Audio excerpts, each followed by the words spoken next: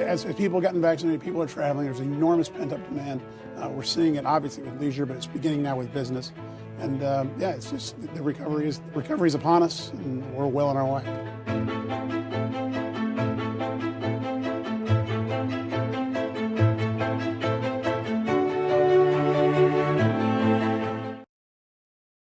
Welcome to Washington Post Live. I'm Heather Long, an economics correspondent here at the Post. We've been talking for the last few months about this economic recovery and its many ups and downs. Our guest today is at the heart of it all. Please welcome Chair and CEO of American Airlines, Doug Parker, who's joining us from Dallas. Hi, Doug. Welcome to Post Live. Hi, Heather. Thanks for having us. So there's so much to discuss. Let's start with perhaps the biggest news of the day in the airline world, and that might be the Justice Department appears ready to challenge your partnership between American Airlines and Jet Blue in the Northeast Alliance. They seem to be ready to claim that this is anti-competitive and would drive fares higher. How do you respond to those concerns? Well, they're wrong, and we'll prove it. If indeed, as we expect, they issue a lawsuit, we will vigorously defend it. And then the good news about this is it's entirely pro-competitive. We and JetBlue are putting our networks together to provide more choice to consumers, to increase competition, and particularly in the Northeast and in New York and Boston, where American doesn't have as big a presence as Delta and United, and JetBlue's is larger than us, but also can't compete as well against them. By putting our networks together, we give more choice to consumers. It's already working, by the way. We've been at this now for since January, and we've already increased frequencies to new communities by additional over 50 new cities, market pairs that we've added, about 170 codeshare opportunities, and for American Airlines, announced our intent to fly international routes that we never would have flown without this JetBlue alliance, without this Northeast Alliance, places like Tel Aviv and Delhi and Athens out of JFK that simply wouldn't be flown and won't be flown if indeed we don't have this alliance. So it's anyway disappointing. We feel really good about what we're doing for consumers, and we'll defend it. And I feel quite certain that we'll prevail. And there seems to be some concern that while what you're describing is happening in the Boston and New York, the sort of Northeast corridor there, that somehow American and JetBlue would be able to perhaps corroborate across other parts of your networks. How can you assure regulators that you will continue to compete vigorously outside of that corridor? Yeah, well, we've already done that, by the way. As part of the DOT allowing this to go forward back in January, we agreed that there would be no price collaboration, even on the NEA markets. And furthermore, we divested some slots in DC and in New York, and we agreed that we would divest more if we couldn't prove over time that the consumer benefits were there, and certainly that if we weren't vigorously competing elsewhere. Nothing in the arrangement would have us not be vigorous competitors elsewhere. We are vigorous competitors elsewhere. JetBlue is a great airline, but they're an independent airline, and this is not about merging or anything like it. As you'll hear from JetBlue, their view is this allows them to remain independent for the long term because it makes them a stronger airline, a stronger independent carrier. So anyway, we're happy to defend that piece as well. It's ill-founded. So the other big news, we're only here on Tuesday, but in airline world is obviously this announcement from the White House that they will hopefully in early November begin allowing many vaccinated foreign travelers into the United States from about 33 countries. I know many of our European readers were especially glad to see that news. I know we're only about 24 hours in, but are you starting to see bookings increase? Any immediate reaction? Obviously, your stock price went up, but Yeah. Yeah, it's good news. I don't have any reports on bookings just yet, but it absolutely will drive bookings. This is something we've been asking for a while, for good reason. The administration was reluctant to send signals that things were getting better when they're not. But the right way to allow foreign nationals in the United States is not to do it country by country, but rather to do it on an individual basis. And that's what this announcement's about. Vaccinated foreign nationals will now be allowed to travel to the United States. That's, again, now that the vaccine is more prevalent, certainly in other parts of the world. You know, I was in the United Kingdom a few weeks ago. They're 87% vaccinated or something like that, and they weren't allowed to come to the United States. Didn't make any sense. It's good news that we have this now behind us. It will allow Europeans to travel to the United States, which they've been asking to do for quite some time, so long as they're vaccinated. So anyway, it's a good announcement for all of us. I think it will encourage more vaccinations, which is incredibly important, but also allow people to connect with their families, people from Europe to get to the United States, business to get back operating again. The business community had been asking for this for quite some time. The ability to travel easier between Europe and the United States is yet another thing that's been holding back some business. So it's good on a number of levels and a much better policy. yeah. Can you give us kind of a broad update of where the airline is at? I know over the summer you sort of said you were still down about 15 to 20%, which is not surprising given the world that we're in. Obviously, the Delta variant, we all saw some of those bookings pull back in August. Can you give us a sense of where you're at and whether you think the Delta impact has passed right now? Yeah, happy to. There's no doubt. The clip you showed at the start was, I think, me talking around our second quarter earnings in July. At that point, what we had seen is the travel beginning to return. Leisure travel, by the way, has been strong since the beginning of this year, since March, and remains strong. We're actually, versus 2019, which is the way we like to look at our numbers, in terms of leisure demand, we're as high as we were in 2019. So leisure demand is strong. It's remained strong even since the increase in cases of the variant. What slowed is business demand, and it was what was really coming back. So again, at that time of our earnings announcement, which was mid-July, we had seen business travel increase from about 25% of where it had been in March of 2021, and it increased to over 50% by June. In July, it actually increased to 65%. So it was coming back very quickly. As the variant has increased the number of cases, we've seen that pull back. So August business demand was much closer to where it was in June, a little over 50%. So it has slowed the rate of growth. It's still, again, about where it was in June, which is good.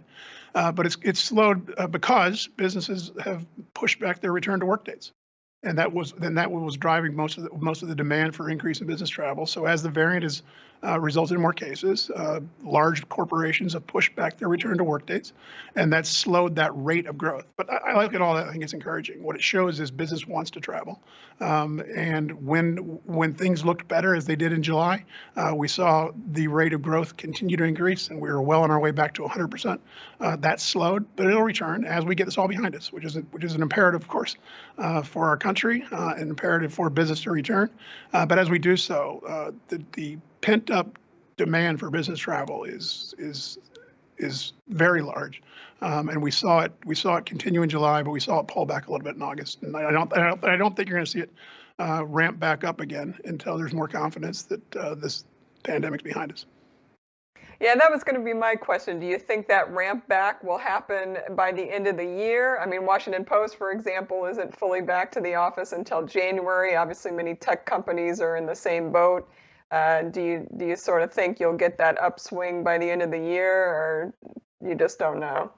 Yeah, we really just don't know. Indeed, you're right. Many corporations just chose to push it out till early next year, so that will certainly delay what it would have been otherwise. But we saw it coming back awfully quickly when rates were falling. As rates begin to fall, I think we'll see it begin to return pretty quickly. One of the things we notice is that our smaller businesses have come back a lot faster than the larger corporations. And again, what I suspect is that's because larger corporations have these, return to work policies that they have been pushed back. So we'll see. International travel being made more easy certainly will help. So, and again, and frankly, it's not that important if it happens in the next 3 months or 6 months from now.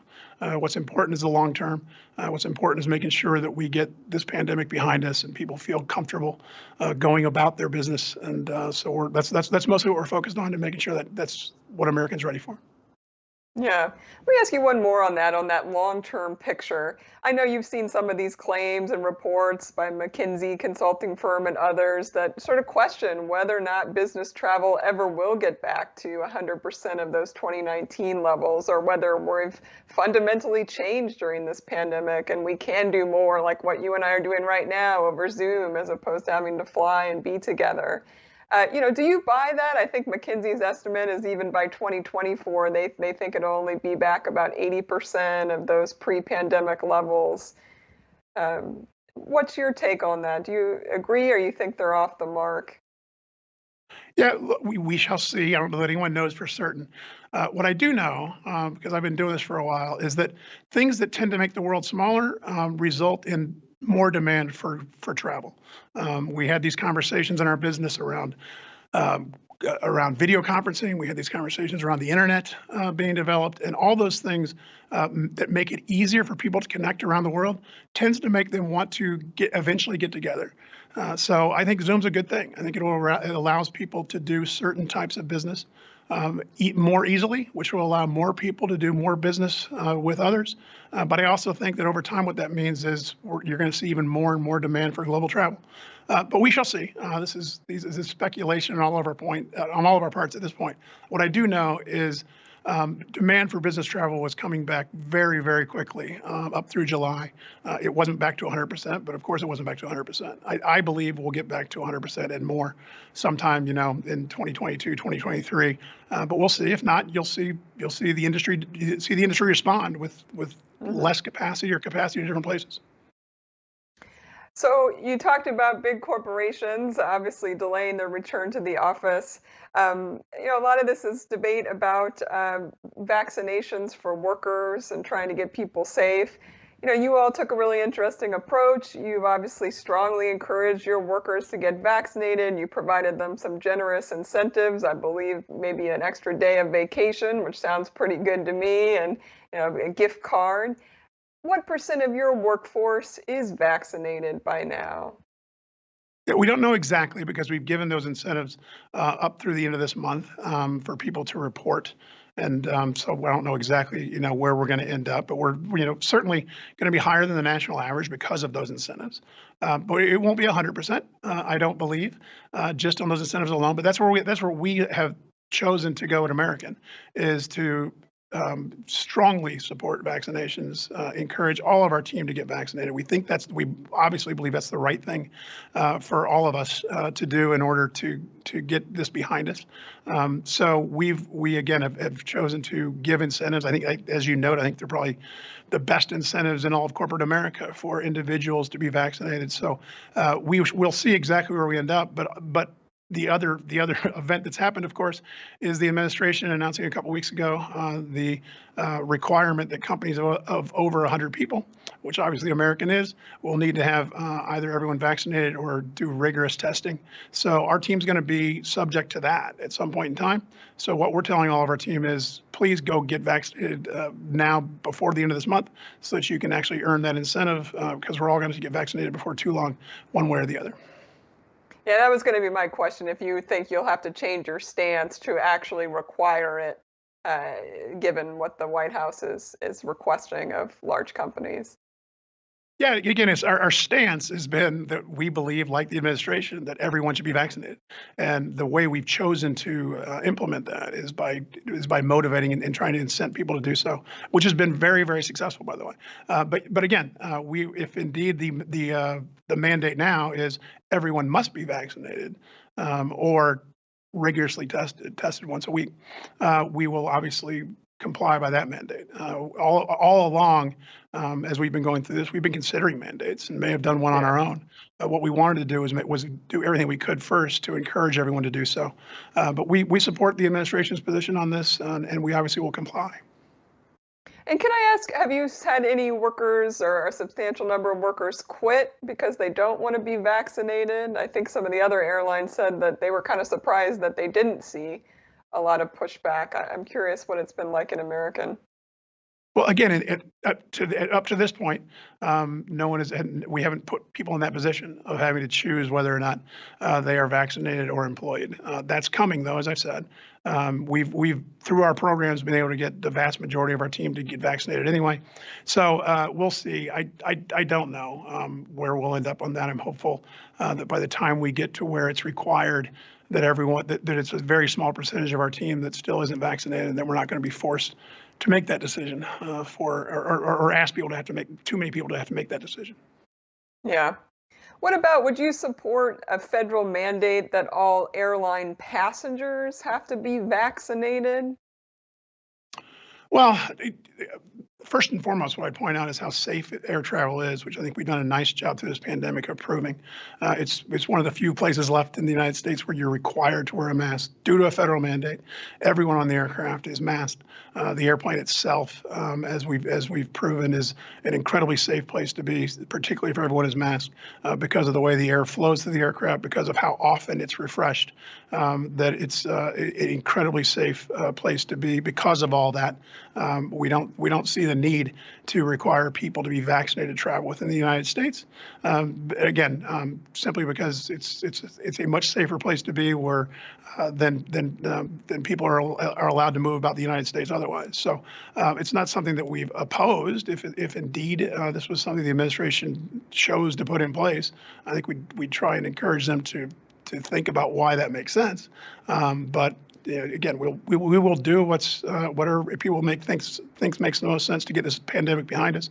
But I don't think that will be particularly helpful. I think much more so having large employers require their teams to be vaccinated will have a much bigger impact than trying to go business by business and say these are certain things you can and can't do unless you're vaccinated, particularly those that are the most safe. Okay. So my next question, you can probably anticipate. As soon as I said I was going to have this conversation with you, I got flooded with stories of people who have flown recently, who've had canceled flights, who've had delayed flights, and in particular, who've been stuck on airplanes or even had to get off because of crew problems. Somebody timed out while they were waiting on the tarmac, the pilot can't fly now, or we need a whole new flight attendant crew. What is going on? Why are we seeing so many of these situations with delays and with crew timing out? Yeah, thanks. Hopefully most of those notes were from a few months ago and not recently, because we're as of the last month and a half, certainly we at American have been flying as good an airline and as good on-time performance completion factor as we've ever had. But absolutely, as we were ramping up and as other airlines were ramping up, what we found was, in some cases, and the case of American is where I can talk to the easiest. In the tail end of June, we grew our airline in June some 50% higher than it was 3 months earlier. Thanks to some really nice government policy called the payroll support program, all of our team was still on board and being paid, but they weren't all fully.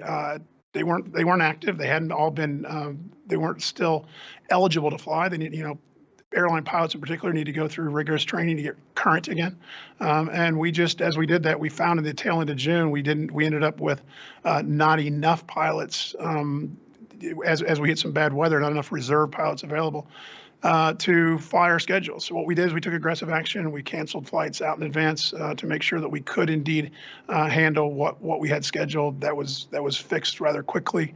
And like I say, through July and particularly August and September, we're flying a really, really good airline right now. Really proud of our team and what we've done. But there's no doubt. I mean, these times are challenging for all of us throughout the country. We've never seen situations like this. We've never grown our airline 50% in 3 months, and things like that will occur. But as they do, we're getting them fixed. We've seen not so much at American a need with our employees to shortages or anything close to it, but we certainly see it in other parts of the economy. Things like drivers, fuel trucks, drivers of catering trucks, wheelchair pushers, et cetera. Other items, other areas where we've needed to make sure that we're really aggressive about helping our contractors ensure they have enough people, and we continue to do that. But I do feel good about where we are now. Doesn't mean other areas won't pop up as demand comes back and we grow more. But right now, as I say, we're flying a really, really good airline and really proud of what the team's doing. Yeah, it's interesting what you said about some of the contractors. I was going to ask you what the hardest position is to hire for you right now. But it sounds like maybe you're spending more time thinking about filling some of those contractor positions to get everything back up to speed. How would you answer what the toughest hire is in your industry right now? At American, we're 95% unionized, are very high-paying jobs. We certainly don't have trouble recruiting people to work at American Airlines, but we do find, and we are learning how fully integrated our business is in terms of our dependency on other companies that do, in some cases, have much bigger challenges. So where we've seen it the hardest again is. Well, I'd say the most is in terms of the biggest impact on the operation was drivers for catering trucks and drivers for fuel trucks, which obviously we need both to fly the airline, particularly fuel trucks. So those have been the most challenging. We've worked with our vendors in that case to make sure that they are paying what needs to be paid in order to attract and retain people. And we've obviously agreed to pay that cost so that they can pay people what it takes to make sure that we have what we need. Interesting.